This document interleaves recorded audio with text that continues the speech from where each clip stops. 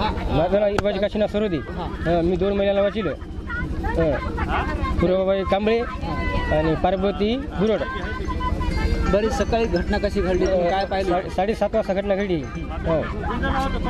बरं, ट्रॅक्टर कोसळलं हे कसं कळालं? तुम्ही ट्रॅक्टरमध्ये होते का? नाही, मी ट्रॅक्टरमध्ये होतो. मी वरच्या भीमात होतो. मी बघलं ना तिथून धडेल पण आवाज आला, बाया चिरकल्या. मी पळत आलो वरच्या बंडातून भीमावरच्या. तर तुमची महिला पण ट्रॅक्टर, पत्नी सुद्धा ट्रॅक्टरमध्ये होती. हो. त्यांना तुम्ही बघितलं की आला? नाही बघितलं, दिसलं ते ट्रॅक्टर मधातच गेलं डायरेक्ट. बरी घटना कशामुळे झाली काय वाटतं? आता कशामुळे झालं काय माहिती. मी वरच्या बंडात होतो ना तिकडे. ट्रॅक्टर कुठलं होतं? ट्रॅक्टर इथं आले बघ. ड्रायव्हर पण विहिरीमध्ये आहे, पळून गेला. सर्वजण कुठले? इथे या गुंजूचे होते. गुंजूची वसमत तालुक्यात. वसमत तालुका, हिंगोली जिल्हा.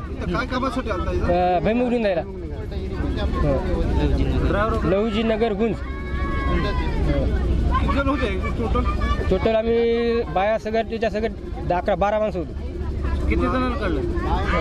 तिघाला काढलं. तुम्ही? मला 7 होतं. ड्रायव्हर नाही पळून गेला.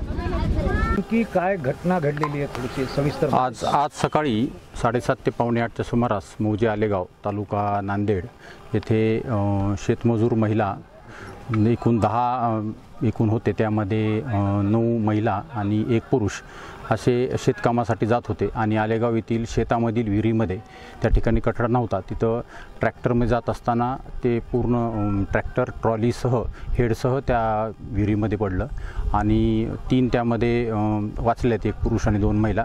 7 महिला वाचवायचा त्यांना प्रयत्न करण्यात आला, परंतु विहीर खूप खोल होती आणि मग आमचे जिल्हाधिकारी राहुल कर्डिले साहेब यांच्या मार्गदर्शनाखाली आमचे निवासी उपजिल्हाधिकारी वडतकर साहेब आणि SDM आमचे खल्लाळ साहेब आणि आमची तहसीलची सर्व टीम, पोलीस डिपार्टमेंट, महानगरपालिका, MSB सर्वच नैसर्गिक आपत्तीची टीम या ठिकाणी आली आणि पूर्ण सहकार्य केलं.